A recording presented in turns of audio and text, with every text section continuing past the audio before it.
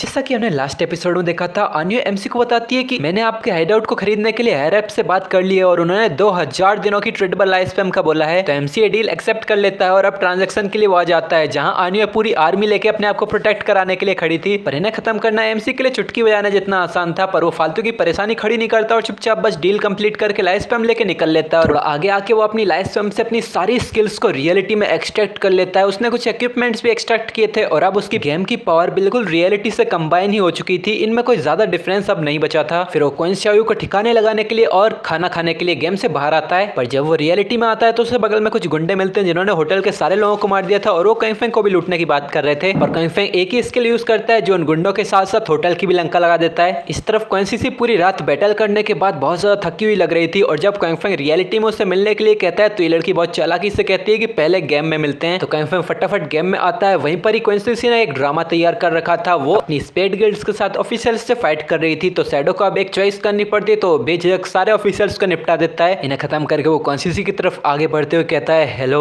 मेरा नाम शैडो है। यहीं पर हमारा पिछला एपिसोड खत्म हो गया था। हमारे आज के एपिसोड की शुरुआत होती है। इधर शैडो क्वेंसीसी के पास आते हुए कहता है, हेलो क्वेंसीसी, मैं हूँ शैडो। पर एमसी की पावर देख के तो क्वेंसीसी अपनी दुनिया में खो जाती है। वो मनी में सोचती है ये कितना कितना ज्यादा हैंडसम है, मुझे बस इस तरह के पावरफुल आदमियों से प्यार है। देखने से साफ पता चल रहा है कि वो शैडो के सामने बिल्कुल फ्लैट हो चुकी है, पर तभी वो अपने सारे रिएक्शन को चेंज करते हुए सीधा मनी मन रोने लग जाती है और वो सोचती है ये तो कितने शर्म की बात है कि ये डार्कसियर का सुअर है, ये इतना पावरफुल आदमी डार्कसियर से क्यों है। उसके बगल में दोनों ब्लैक कोबरास बहुत ज्यादा एक्साइटेड हो रहे होते हैं। वो कहते हैं हे भगवान, 40,000 से भी ज्यादा का डैमेज, तो ये है वर्ल्ड के नंबर 1 प्लेयर की पावर। दूसरे बगल में एकदम शांति से कहता है, हेलो मिस्टर शैडो, आपसे मिलकर बहुत ज्यादा अच्छा लगा ब्रो। पर इससे पहले कि ये हाईफाई कर पाते, अपना एमसी सीधा अपनी चाकू निकाल के सीधा 40,000 का डैमेज इनके ऊपर ही छाप देता है। इनकी गर्दन उड़ जाती है, ये बेचारे कुछ नहीं कर पाते। शैडो इन्हें मार के आर पार निकल जाता है। वो कहता है, मुझे तुम्हारी भाषा तो समझ में नहीं आई कि तुम लोग क्या कह रहे हो, पर मैं ये गेस कर रहा हूँ कि तुम मुझे गालियां ही दे रहे थे, है ना। ये देख के क्वेंसीसी चिल्लाती है, वो अरे ये लोग गाली नहीं दे रहे थे, वो तुम्हें ग्रीट कर रहे थे। जितना ज्यादा ये लड़की पैनिक कर रही थी उतना ही ज्यादा शैडो शांत था। वो कहता है, ओ ठीक है, तो मैं माफी मांगता हूँ और भविष्य में ऐसी गलतियां ना हो तो सबसे बेहतर होगा कि सभी लोग यहाँ डार्कसियर की भाषा में ही बात करें। फिर शैडो कहता है, ठीक है, तो चलो अपना लेन देन शुरू करते हैं। ओ हाँ, पहले अपने कपड़े पहन लो। और इधर शैडो ने उसके गार्ड्स को एलिमिनेट कर दिया। उसके बावजूद शैडो इतनी शांति से बात कर रहा है, ये देख के तो क्वेंसीसी की बोलती बंद हो जाती है। उसे कहने के लिए कोई शब्द ही नहीं मिलते। पर अगले ही पल वो खुद को शांत कर लेती है और अपने आर्मर को सही से लगाते हुए कहती है कि कैंगफेंग का सर कहाँ है। वो सोच रही थी कि ये शैडो कितना वियर्ड पर्सन है, पर मुझे ये सच में पसंद आया। इधर कैंगफेंग पूरे कॉन्फिडेंस में कहता है, उसका सर मेरे ही पास है, पर मैं उसे गेम में तो नहीं ला सकता ना। अगर तुम लोगों को देखना है तो मैं उसे रियल वर्ल्ड में तुम्हें दिखा सकता हूँ। तो क्वेंसीसी एक गहरी सांस छोड़ती है, अपनी सिस्टम को एक्टिवेट करती है और वो कहती है कि चलो ठीक है, मैंने ऑलरेडी शैडो की पावर देख ली है, तो मैं तुम पे भरोसा करती हूँ कि तुम मुझसे झूठ तो नहीं बोलोगे। क्वेंसीसी अपनी डील को कंप्लीट कर देती है। एमसी के पास एक नोटिफिकेशन आती है कि तुम्हारे पास 1500 दिनों की ट्रेडेबल लाइफ स्पैम आ चुकी है। तो एमसी तुरंत पीछे मुड़ जाता है और कहता है, ठीक है चलो अब मैं चलता हूँ। तभी क्वेंसीसी पीछे चिल्लाती है, एक मिनट रुको। और इधर वो एकदम डेस्परेट और एकदम सेडक्टिव अंदाज में कहती है, तुम्हारे पास पावर है, मेरे पास पैसा है, क्या हम एक लॉन्ग टर्म कॉर्पोरेशन कर सकते हैं? मेरे पास कुछ नए असैसिनेशन टारगेट्स हैं, अगर तुम इसमें इंटरेस्टेड हो तो कैसा रहेगा कि तुम आज की रात मेरी जगह पे आओ। और वो अपनी जुबान निकालते हुए कहती है कि तुम्हारी हर फेटिस, हर डिजायर, तुम्हें जो कुछ भी चाहिए बस तुम्हें मुझसे कहना है, मैं तुम्हारी हर इच्छा को पूरा कर सकती हूँ। पर इधर एमसी वो एकदम स्ट्रेट टोन में कहता है, टारगेट कौन है और इसका रिवॉर्ड क्या है?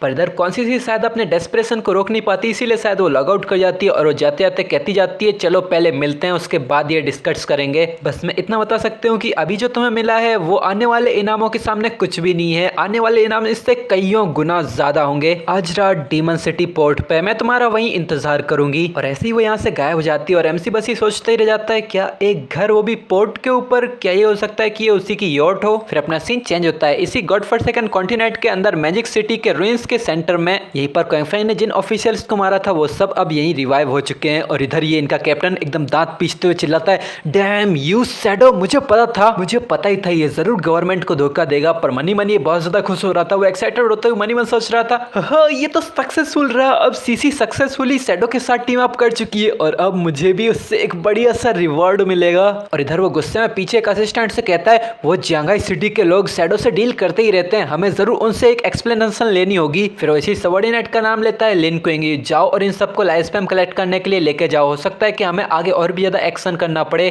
जिसपे लिन क्विंगी वो हाँ कर देती है। और वो मनी सोच रही थी, क्या शैडो सच में स्पेड एस के साथ मिला हुआ है? अगर ऐसा है तो भले इसके लिए हमें अपनी जान ही क्यों ना गंवानी पड़े, हमें शैडो को किसी भी तरह से एलिमिनेट करना होगा। फिर वो अपनी पावर्स को चेक करते हुए खुद के ऊपर शक करने लगती है। वो सोचती है कि क्या मेरे और शैडो के बीच में गैप इतना ज्यादा बड़ा है? सच में मैं तो बिल्कुल उसे देख भी नहीं पाई और उससे पहले ही उसने मुझे मार दिया। फिर अपना सीन चेंज होकर रियलिटी में आता है। हमें एक बड़ी सी शिप को दिखाते हैं जहाँ पर रात हो चुकी है और अब भी पार्टी चल रही है। काली हुडी पहने एक बंदा शिप के पोर्ट पे आता है। दो सिक्योरिटी स्क्वाड के कैप्टन उसके पास आते हैं। उन दोनों के पास आते ही हुडी वाला बंदा खुद को इंट्रोड्यूस करते हुए कहता है, मैं शैडो हूँ और मैं यहाँ स्पेड एस के लिए आया हूँ। शैडो का नाम सुन के एक कैप्टन कहता है, ओह तो आप हैं लॉर्ड शैडो, हमारी लेडी सीसी आपका कब से इंतजार कर रही है, प्लीज अंदर आ जाइए। दूसरा कैप्टन अपनी वॉकी टॉकी पे कहता है, शैडो यहाँ आ चुका है, शिप को तैयार करो यहाँ से बाहर निकालने के लिए। फिर क्वांग फैंग भी चलते हुए सीधा शिप के अंदर ही चला जाता है। फिर अपना सीन चेंज होता है। यहाँ शैडो की शिप अब बीच समंदर में निकल चुकी है। क्वांग फैंग अपनी जगह से हिलता डुलता भी नहीं, वो एक ही जगह पर खड़ा हुआ था और आसपास देखे जा रहा था। तभी पीछे से कॉन्सिसी आती है और वो कहती है,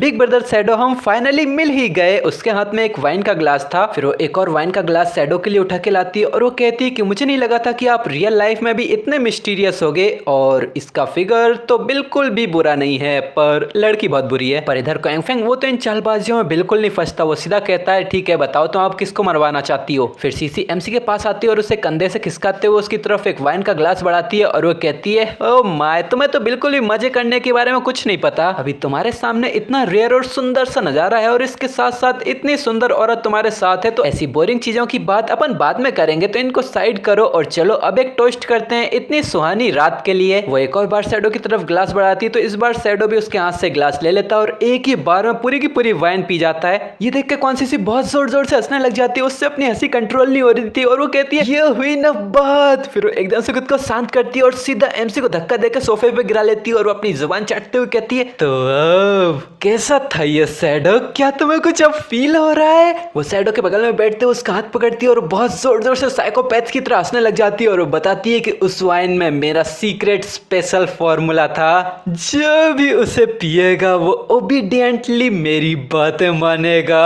एमसी को तो अभी चक्कर से ही आने लग गए थे, पर अब उसके चेहरे पे भी कुछ अजीब से ही ब्लश आने लग गया था और इधर कॉन्सिसी और भी ज्यादा डेस्परेट हुए जा रही थी और वो बहुत जोर जोर से हंसते हुए कहती है, हाँ जैसा कि मैंने एक्सपेक्ट किया था, आखिर शैडो भी तो एक आदमी ही है आफ्टर ऑल, इस पे क्या ही इतना मैग्निफिसेंट है। और अब वो शैडो की तरफ देखते हुए किसी भूखे भेड़िए की तरह ही लार टपकाने लग जाती है और वो एकदम कांपती हुई आवाज में कहती है, चिंता मत करो, इतनी नर्वस होने की जरूरत नहीं है, बस अपने शरीर को रिलैक्स करो और इसे एंजॉय करो। अब जब तुम और मैं खुशी की पीक तक पहुंच जाएंगे तब मैं तुम्हारी इस हुडी को उठाऊंगी और तुम्हारे चेहरे को जी भर के अपनी नजरों में बसाऊंगी। मुझे पक्का भरोसा है कि तुम एक इनक्रेडिबली हैंडसम आदमी हो। तो चलो अभी के लिए चीजों को मिस्टीरियस ही रहने देते हैं। फिर कॉन्सिसी अपने कामों को शुरू कर देती है, पर वो काम हमें ना दिखे इसीलिए समंदर से एक मछली उछल के आ जाती है और वहीं पर ही ये पॉज हो जाती है। पता नहीं कैसी उड़ कैसे रही है, पर हमें पीछे से कॉन्सिसी की आवाजें आ रही थी। वो चिल्ला रही थी, ओ माय गॉड, मैंने तो कभी सोचा भी नहीं था कि डार्कसीयर के अंदर इतना मैग्निफिसेंट मैन हो सकता है। ओ माय गॉड, ओह पर ये आग की तरह इतना गर्म क्यों है? ओह तो ये है शैडो। वो ऐसे ही आधा एक घंटे तक चिल्लाती रहती है। अब मैं तुम लोगों को सब कुछ तो नहीं बोल, चिल्ला रही है वो सब कुछ तो नहीं बताऊंगा, तुम लोगों को पढ़ना हो तो पढ़ लो। पर मैं इसका क्लाइमैक्स बताता हूँ कि थोड़ी देर के बाद अपना एमसी अपनी मिसाइल को लॉन्च करता है जिससे बिल्कुल सुनामी ही आ जाती है भाई, रियल सुनामी। पर ये सुनामी कुछ ज्यादा ही गर्म थी, ज्यादा बहुत ही ज्यादा गर्म। ये इतनी ज्यादा गर्म थी कि ये कॉन्सिसी को जलाने लग गई थी और यहाँ कॉन्सिसी जलते जलते कहती है, ये इतनी ज्यादा गर्म, क्या ये तो फायर है। पर इस फायर से कॉन्सिसी को कोई डैमेज नहीं पड़ रहा था, वो फायर उसको जला नहीं पा रही थी। तभी किसी का हाथ आता है और वो उसके गले में पड़े एक पेंडेंट को उठाता है। यहाँ कॉन्सिसी अब भी चीख रही थी और ये बंदा कहता है, एक प्रोटेक्टिव क्रिस्टल पेंडेंट, मुझे नहीं लगा था कि तुम्हारे पास ऐसी भी कोई चीज हो सकती है, इसने तुम्हें मरने से बचा लिया। कॉन्सिसी अब भी चीखती चिल्लाती जा रही थी और हमें इस पेंडेंट के बारे में बताते हैं। ये एक प्रोटेक्टिव क्रिस्टल पेंडेंट जो कि गोल्ड टियर की एक्सेसरी है, इसे किसी भी क्लास का पर्सन यूज कर सकता है। इससे कॉन्स्टिट्यूशन 10 से HP 300 से प्लस हो जाती है और इसके अंदर एक यूनिक इफेक्ट है, इसमें हर 300 सेकंड में एक डैमेज इम्यूनिटी शील्ड मिलती है जो सिर्फ एक ही बार स्टैक हो सकती है। और ये लड़की जब सामने देखती है, वहां क्वांग फैंग खड़ा था जो अपना डार्क ऑरा रिलीज करते हुए इसी की तरफ देख रहा था। ये लड़की कंफ्यूजन में चिल्लाती है, क्वांग फैंग तुम यहाँ क्यों हो, क्या तुम्हें शैडो ने मार नहीं दिया था? तो क्वांग फैंग बिना किसी इमोशंस के साथ कहता है, ऑफ कोर्स इसका सिर्फ एक ही रीजन हो सकता है, मैं ही शैडो हूँ। जो सुन के तो ये लड़की बहुत जोर जोर से चीखने लग जाती है। वो पैनिक करते हुए चिल्लाती है, शैडो तो तुम, तो फिर अभी मैंने किसके साथ डिंग डोंग किया? ये बंदा कौन है। पर यहाँ इससे पहले कि मैं इसको रिवील करूँ कि यहाँ कौन है, उससे पहले तुम लोग जाओ कमेंट में गेस करके बताओ कि यहाँ पर कौन हो सकता है। इस वीडियो को पॉज कर देना, फिर कमेंट में लिख के बताना कि यहाँ कौन हो सकता है और कोई चीटिंग नहीं चलेगी। और अब मैं चलो रिवील करता हूँ। और यहाँ था शैडो का डिवोटी फॉलोअर, जिसे अपनी पुरानी जिंदगी में तो ये मजे करने का मौका कभी नहीं मिला होगा, पर मरने के बाद ये मजे करने के बाद उसके चेहरे पे जो खुशी है, जो हंसी है, वो तुम खुद ही देख सकते हो। और ऐसे ही हमारा डिवोटी फॉलोअर 7वें आसमान तक पहुंच चुका है और ये एपिसोड यहीं पर ही खत्म हो चुका है। और अब जो लोग यहाँ तक पहुंच चुके हैं उन्हें जाके कमेंट में लिखना है फॉलोअर ओपी। जाओ जाके पूरा कमेंट सेक्शन में फॉलोअर ओपी छाप दो। और अगर तुम लोगों की वीडियो पसंद आई तो वीडियो को सबसे पहले जाके लाइक करना, नहीं आई है तो भाई तुम इस दुनिया के हो ही नहीं, नेपट्यून से आए हुए एलियन हो तुम। और हाँ, सब्सक्राइब नहीं किया तो सब्सक्राइब भी कर देना। अब चलो इस वीडियो को खत्म करते हैं और मिलेंगे तुमसे नेक्स्ट एपिसोड। तब तक के लिए बाय।